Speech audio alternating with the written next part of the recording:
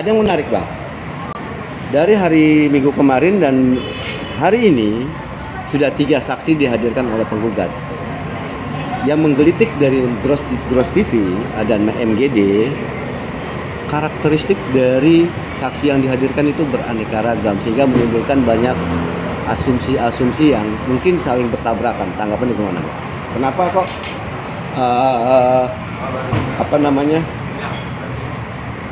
saksi itu yang dihadirkan?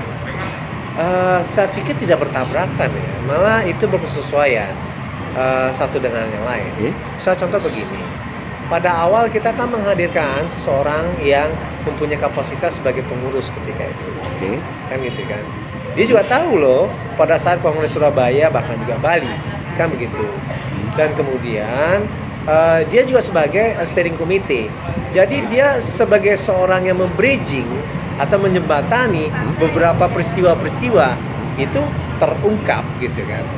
Nah, dari situ dia juga bisa menyampaikan apakah memang benar yang namanya suara terbanyak tersebut itu adalah berdasarkan perolehan suara terbanyak pada saat itu, kan gitu kan. Tidak, tetapi dia itu harus mengakumulasikan keseluruhan dan kemudian akumulasi keseluruhan tersebut apakah memang itu melampaui dari setengah dari jumlah suara yang gitu ya dikeluarkan secara sah di dalam kongres.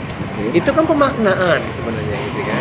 Nah, pemaknaan itu sudah juga terbridging dengan adanya Bu Eli gitu kan, orang yang juga mengikuti pada saat kongres di Surabaya. Nah, tapi kan dari jawaban-jawaban itu kan membuat hakim mungkin akan menimbul banyak pertanyaan. Contoh seperti jumlah, kemudian mengenai kedudukan masa waktu dan sebagainya. Itu banyak hal yang mungkin belum apa maksudnya? Ya itu belum. Ada momennya nanti lah gitu kan. Belum bisa juga kita katakan sekarang karena kita kan berbicara tentang sebenarnya pelaksanaannya kayak gimana. Nah, itu yang kita dalilkan dalam gugatan. Kan begitu kan? Nah, di situ kan ada konteks sebenarnya gitu kan. Karena kita dalam melakukan suatu langkah-langkah itu ada teks dan konteks gitu kan. Nah, bagian teks dan konteks itu bisa masuk dalam pemahaman sebenarnya.